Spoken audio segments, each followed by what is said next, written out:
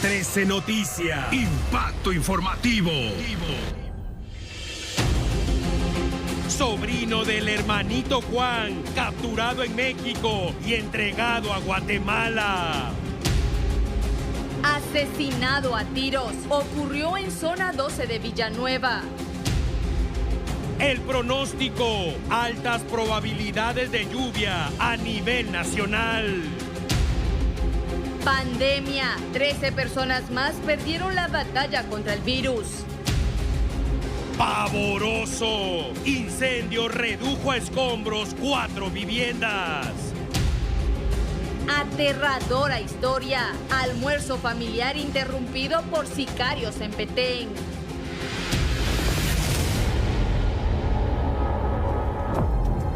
Buenas noches, amigo televidente. Gracias por estar con nosotros en esta noche de 2 de mayo. Es un gusto darle la bienvenida. Así es, vamos entonces con las noticias más impactantes de las últimas 24 horas, pero nosotros se las presentamos en 60 minutos. Vamos a iniciar hablando de una importante captura que lograron las autoridades mexicanas y posteriormente este hombre fue entregado a Guatemala.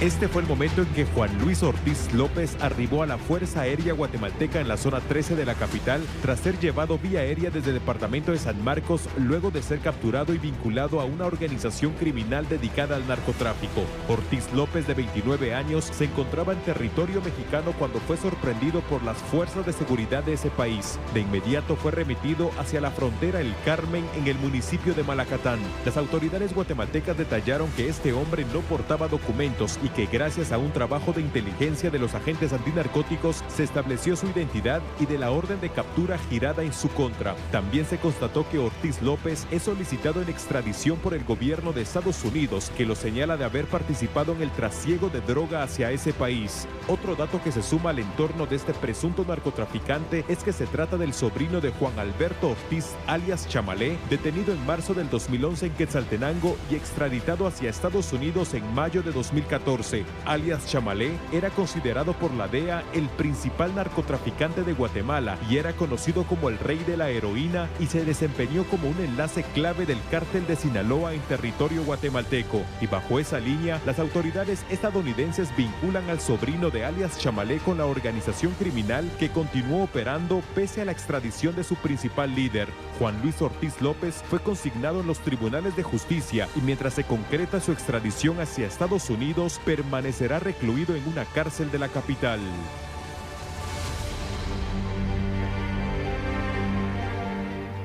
Vamos a continuar en el contexto, siempre en temas de seguridad. Mucha atención a las acciones por parte del Ejército de Guatemala, que ha interceptado 3 embarcaciones en aguas del Pacífico. La primera fue ubicada a 338 kilómetros de la costa y era tripulada por 3 guatemaltecos.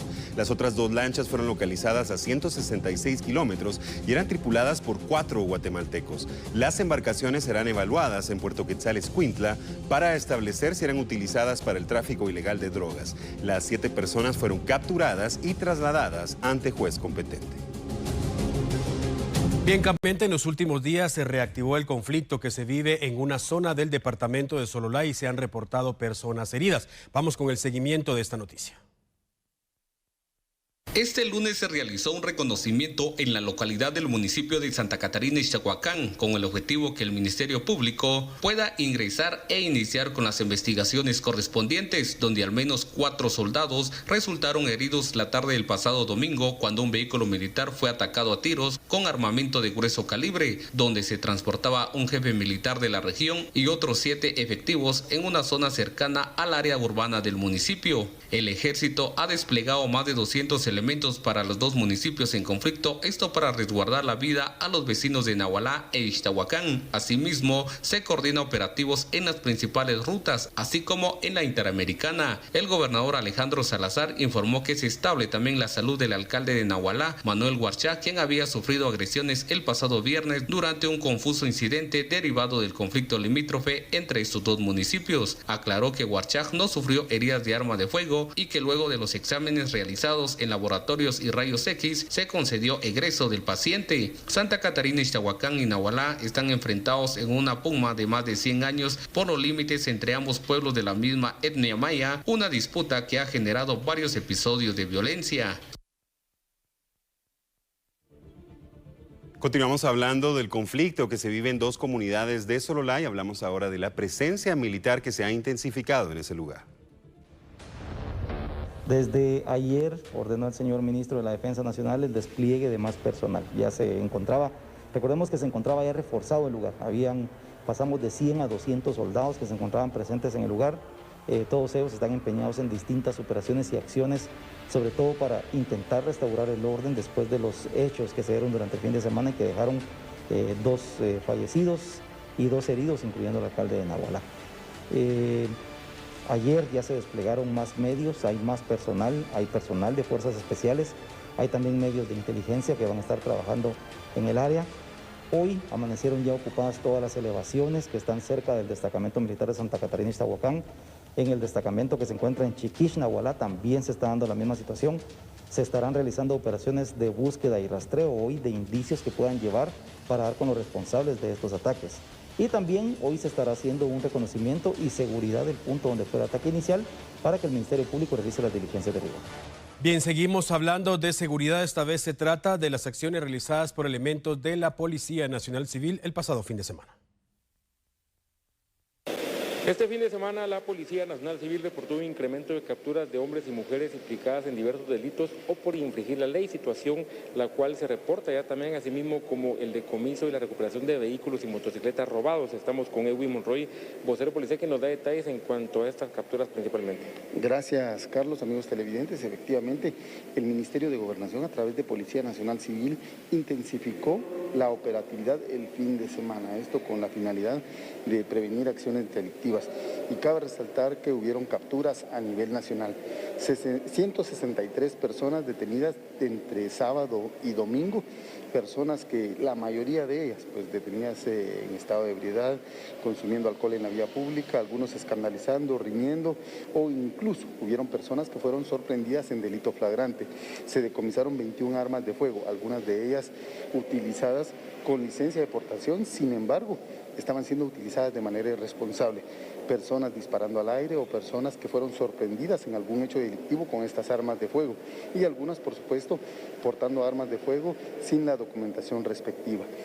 4 vehículos y 2 motocicletas fueron recuperados que tenían reporte de robo o hurto. Las acciones se extendieron hasta este día lunes y los patrullajes continúan operativos en distintos puntos, en distintas zonas. Y algo importante, la denuncia ciudadana nos ha permitido llegar a lugares donde personas que infringían la ley fueron sorprendidas y fueron puestas a disposición de juez competente.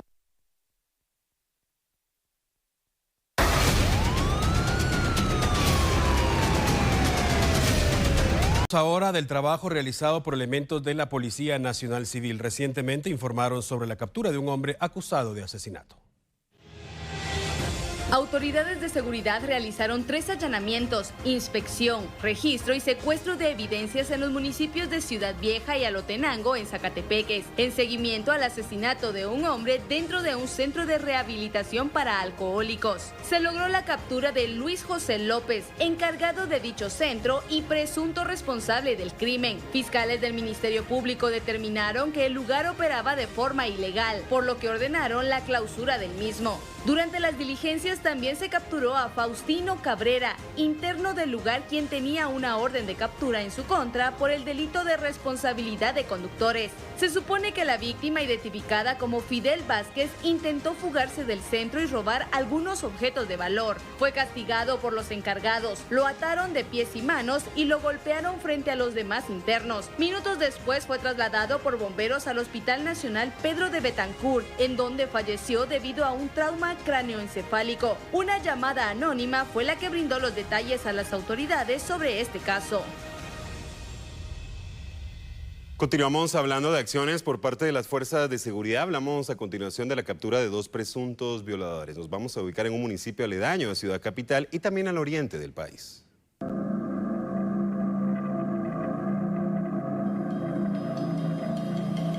Se trata de capturas que la Policía Nacional Civil reportó este lunes en distintos puntos del país por violación sexual contra menores de edad. El primer operativo se dio en el asentamiento Mártires del Pueblo en la zona 4 de Villanueva, donde fue capturado Juan Carlos Barrios Morales, de 48 años, señalado de haber abusado de una niña de 11 años en 2016. Según la investigación efectuada por el Ministerio Público, la víctima es hija de la conviviente del capturado. El segundo operativo se realizó en el Progreso, Jutiapa.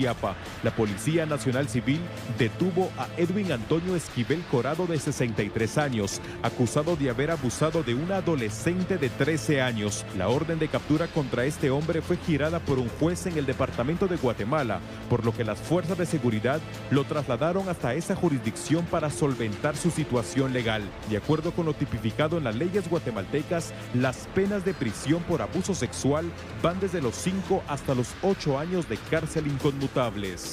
Bien, a continuación vamos ahora con dos historias que tienen un denominador en común. Se trata de hombres que intentaron quitarse la vida. Uno de ellos alcanzó el objetivo. Bomberos voluntarios localizaron el cadáver de un hombre que se supone tomó la fatal decisión de lanzarse desde el puente El Incienso, ubicado entre la zona 1 y 7 capitalina. Según señalaron los socorristas, muchas veces los problemas sentimentales y o económicos provocan que las personas tomen este tipo de decisiones. Hacen un llamado a la población que, si están atravesando por ese tipo de situaciones, busquen la ayuda de un profesional. Caso similar ocurrió en la zona 1 de Chiquimula. Un hombre aparentemente en estado de ebriedad llegó a su vivienda, empezó a agredir a su esposa y la amenazó con lanzar a su hijo desde la terraza de un segundo nivel. Rápidamente la esposa logró poner a salvo al menor y se escondió en un lugar seguro. Byron Adelson Raimundo, de 29 años, al no lograr su objetivo, decidió lanzarse al vacío. Bomberos voluntarios llegaron al lugar y lo trasladaron en estado delicado al Hospital Modular de Chiquimula. Tenemos que hablar también de accidentes de tránsito que lamentablemente marcaron la jornada. Hace minutos le brindábamos detalle de algo que ocurrió en Villanueva y vamos con el resultado de dos más que ocurrieron este día. El piloto de un tráiler perdió el control del volante. El vehículo se salió de la ruta y cayó de un pequeño puente donde pasa un río. El percance se reportó en jurisdicción de Tucurú, Alta Verapaz. El piloto resultó herido, fue rescatado entre los hierros retorcidos y trasladado a un centro asistencial. El furgón resultó con gran daño, provocando que el producto quedara esparcido por todo el lugar. Los pobladores no desaprovecharon la oportunidad y se llevaron todo. En el kilómetro 37 de la ruta al Atlántico, jurisdicción de San Antonio La Paz El Progreso, se reportó una fuerte colisión entre un vehículo sedán y un jeep que se salió de la vía. Preliminarmente se informó que el responsable viajaba contra la vía. Se confirmó el fallecimiento de una mujer y 5 personas resultaron heridas. Fueron trasladadas por bomberos departamentales al Hospital Nacional de Guastatoya. En el lugar fueron atendidos un joven de 17 años y un niño de 6. Atención, porque vamos a hablar en este momento de las condiciones del clima en nuestro país, qué es lo que está ocurriendo en la actualidad y, por supuesto, el pronóstico para la semana. Los expertos del INSIBUME han confirmado que la temporada de lluvia comenzó en algunas regiones del país, concretamente en el occidente, Boca Costa y Oriente. Con el paso de este mes, la época de invierno se irá generalizando a nivel nacional. En los próximos días se esperan los mayores acumulados de lluvias tras la entrada de humedad. Los días soleados continuarán, pero serán en horas de la noche y madrugada cuando se registren las lluvias. Se prevé que este año sea un invierno intenso, por lo que el INSIBUME se mantiene en alerta ante cualquier emergencia. También las autoridades de la CONRED y cuerpos de socorro han iniciado con las acciones correspondientes para atender a la población que pueda resultar afectada por las lluvias, tomando en cuenta que es en esta época cuando se reportan distintas emergencias por desborde de ríos, deslizamientos y derrumbes. Vamos a continuar en el contexto y mucha atención, amigo televidente, porque nos vamos a referir al invierno, a esa temporada lluviosa 2022. Las autoridades del INSIBUME ya han comentado que ha sido un invierno copioso y vamos con lo que se espera para el resto de esta temporada. De mayo a julio se espera que el sur de Petén, franja transversal del norte, este de Zacapa y Chiquimula, Boca Costa y suroccidente presentarán lluvias arriba de lo normal, mientras que el resto del país con lluvias normales. Asimismo, llama la atención la formación de tormentas y huracanes. En cuanto a la temporada del Atlántico, tenemos una precisión acá, sobre todo de la Universidad de Colorado, donde muestra o esperan que la temporada de huracanes sea muy más activa que lo normal. En esta columna de aquí encontramos el número promedio de tormentas con nombre en la cuenca del Atlántico. El promedio es 14, la Universidad de Colorado espera 19 y otra compañía privada de pronóstico espera que sea 20. Los miembros del Foro del Clima llegaron a la conclusión que se observa aquí en el mapa, donde se muestra pues en colores verde las zonas de América Central que se esperan tengan condiciones arriba de lo normal.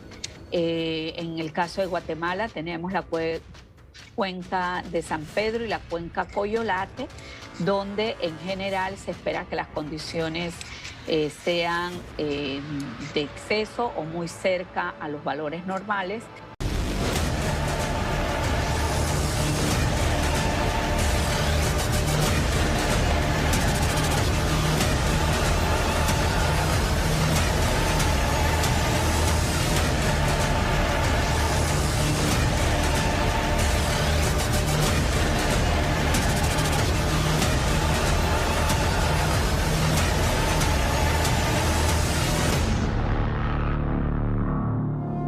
Tiempos de coronavirus, es momento para hablar de las cifras de la pandemia. Recordarle también, muy importante, que las autoridades han ordenado nuevas medidas de bioseguridad, prácticamente ya retirando la mayoría de ellos, incluso el uso de la mascarilla, pero hay que esperar, por supuesto, también que esto sea publicado en el diario oficial, y aun cuando eso ocurra, por favor, recuerde que la pandemia no ha finalizado. Es muy importante no bajar la guardia. Vamos a hablar en este momento y a mostrarle las últimas cifras que han revelado las autoridades pertinentes. Me refiero, por supuesto, a las autoridades del Ministerio de Salud Pública, que señalan que ayer domingo se practicaron 1.370 hisopados. Siempre le recordamos, los fines de semana disminuye la cantidad de personas que buscan que les practiquen un hisopado y por ende, pues también es mínimo el número de personas que dieron positivo. Por ejemplo, ayer solamente 21 personas dieron positivo de estas 1.370 que buscaron que les practicaran un hisopado. Lamentablemente, ve usted la siguiente casilla, las autoridades confirman el deceso de 13 personas más en los últimos días. Esto es grave realmente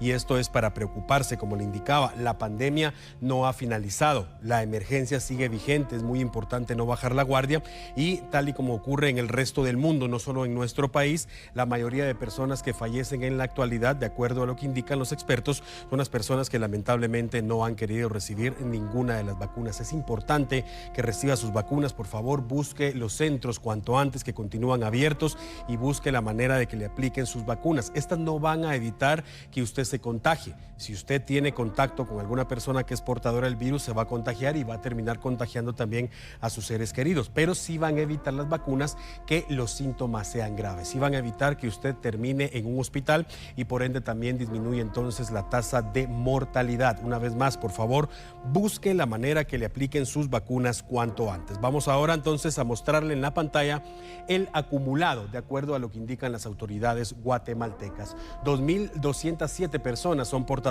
del virus en este momento, 846.632, debo decir, voy a repetir el dato, 846.632 personas se han infectado en lo que va de la pandemia en nuestro país. 826.812, según las autoridades, se han recuperado, pero lamentablemente, ve usted, sigue creciendo y de manera alarmante el número de víctimas mortales. 17.613 personas han perdido la batalla en nuestro país contra la pandemia del nuevo coronavirus y hay que tomar en cuenta, como le he dicho en otras oportunidades también, que en esas cifras definitivamente no están tomadas en cuenta las personas que fallecieron después de haber dado negativo, es decir, personas que estuvieron en un hospital, se recuperaron, dieron negativo, regresaron a su vivienda, pero quedaron padeciendo las secuelas, el post-COVID, y lamentablemente muchas de ellas han perdido la guerra, han perdido la batalla contra el post-COVID, con las secuelas que les ha dejado esta enfermedad. Por eso le decía una vez más, es muy importante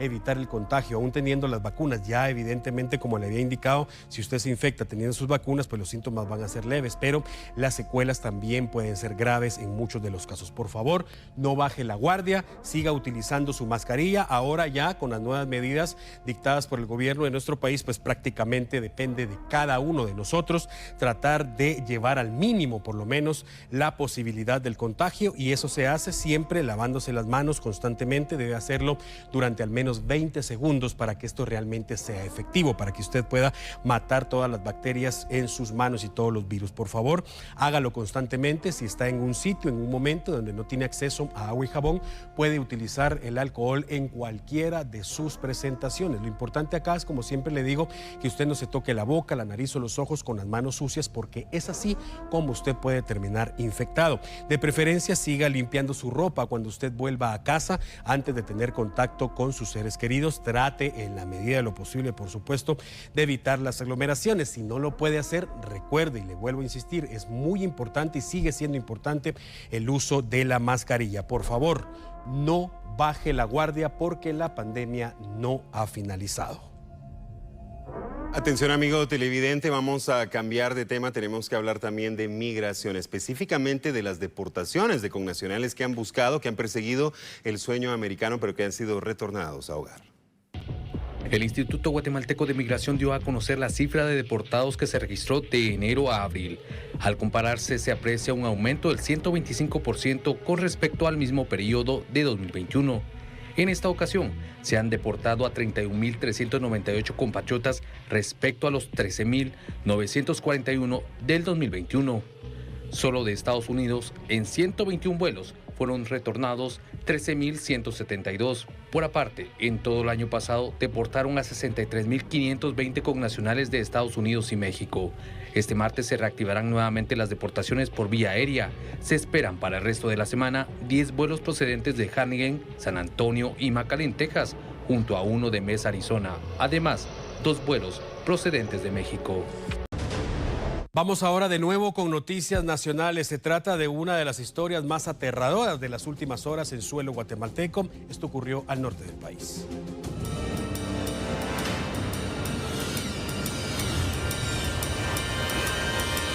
Es la aldea Santo Domingo, jurisdicción del municipio de Poptún, departamento de Petén. La escena es aterradora y los vecinos entraron en pánico.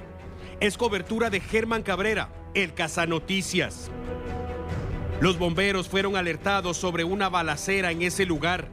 Al llegar, se percataron que había ocurrido en una propiedad privada. Lo que se sabe es que una familia almorzaba cuando llegaron los sicarios. La versión preliminar señala que el objetivo era asesinar a Israel Antonio Cardona Santos, y así fue. El hombre murió en el lugar de los hechos por la cantidad y gravedad de las heridas. Tenía 31 años, pero 2 personas más resultaron heridas y fueron llevadas al hospital más cercano. Lamentablemente, y pese al esfuerzo de los médicos, en las últimas horas se confirmó el deceso de Isaías de Jesús Cardona Santos. Tenía 36 años. Con ello, el resultado de la balacera se eleva a 2 víctimas mortales y una más que continúa en estado delicado en un hospital.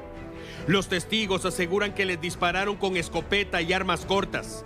La policía montó un operativo en la zona en busca de los responsables, pero no se reportaron capturas. Las investigaciones iniciaron por parte del personal del Ministerio Público para determinar a qué se dedicaban las víctimas mortales, que se cree eran hermanos, y quiénes son los responsables del crimen. La comunidad entera permanece a la expectativa y el pánico se ha esparcido, porque cuando el objetivo está definido, la muerte incluso irrumpe en las viviendas y esparce la sangre de las víctimas.